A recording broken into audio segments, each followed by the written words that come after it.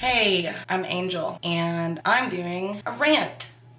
Do you have a 12-year-old? Does your 12-year-old have Xbox Live? Do you buy your 12-year-old mature-rated games like Halo and Call of Duty? If so, this rant's for you. I just got off of Xbox Live. I ended up having to quit a game. The reason was not because I wasn't doing well or because I wasn't having fun, so to say, but because I had an encounter with a player who was approximately 12, could have been 10 or 13, certainly has not gone through puberty yet. And the reason why I ended up having to quit was because said player was cussing, verbally abusive, and screaming into his microphone. If I was to say that this was the first time this has happened, not really a big deal. But it is not the first time that this has happened. In fact, if I had $1 for every time I ran into a 11, 12, 13-year-old boy screaming into his mic and cussing at me, I could probably buy myself a car. My question is, where are these kids getting these games? Maybe an older sibling, or maybe from a friend, but which parents are buying these kids these games? I don't know if everybody knows about the ESRB, which is a rating system for video games that works just like the Motion Picture Association of America. And they have a rating system that goes from like preschool games all the way up to like you shouldn't play it if you're under 17. Games like Halo and Call of Duty are all mature rated games. These games are not easy for just adolescent kids to walk into a game store and purchase. So where are they getting them? Do parents know about the ESRB? I understand parents are busy. We can't just follow our children around 24 hours a day, monitoring every kind of content that they come across. We just don't have that time.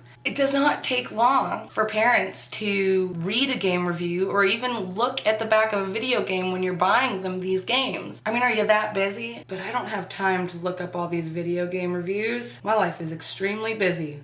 Oh yeah, level 81 Candy Crush Saga. I'm gonna post it on Facebook and then check Pinterest. The ESRB spends a lot of time making sure that they are rating their games properly, so that when you look at a video game, it does not take you long to know what kind of content you will be seeing inside the game. This game is rated M for mature. I tell my 4-year-old that it's rated M for mommy and that she's not allowed to play these games. Now, the ESRB makes sure they put it on the front and the back of the game. On the back of the game, it will tell you not only the ESRB rating, but also the kind of content that you will find within these games. For example, Battlefield Bad Company 2, blood, strong language, and violence. All right, let's take a look at another one here. Another mature rated game, 17 plus, mature. Skyrim, okay? This is not like a shooter game. This is like an RPG style game. Mature, blood and gore, intense violence, sexual themes, use of alcohol. Halo 4, this is just the one I was on. Mature, blood and violence. Zombie U, here's a Wii U game that's mature. That's kind of rare, right? I mean, not really, but I mean, for argument's sake. Mature,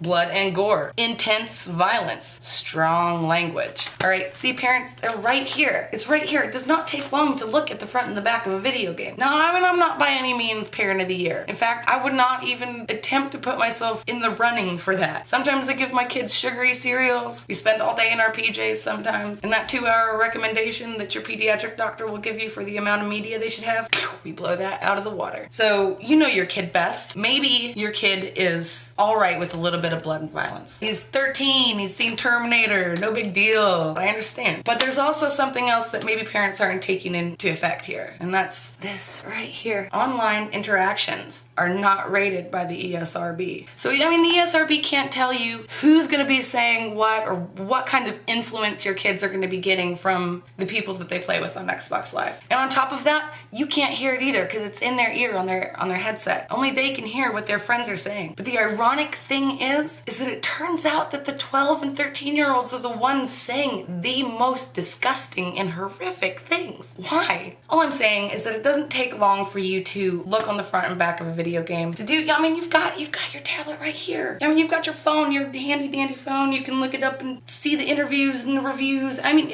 there is literally gameplay of every game on YouTube, and you have this information at your fingertips. Please, just check it. It's not the video game developer's fault that your kid is playing a game that is obviously not meant for them. Blood and gore, intense violence, sexual themes, use of alcohol. It's not for kids, folks. Not for kids. It's for people who are mature. And I promise you, your 12-year-old is not mature. Check out ESRB's website. They have a lot of really good links. They have little forms you can fill out, find your kids age-appropriate games. In case you don't know, it doesn't take long. So do yourself a favor and do your kid a favor and make sure that you're providing them with the kind of content that you think is suitable for them. And that's all I'm saying. Anyway, happy gaming. I'm gonna go back on Xbox now. See you later. And I can't find the off button.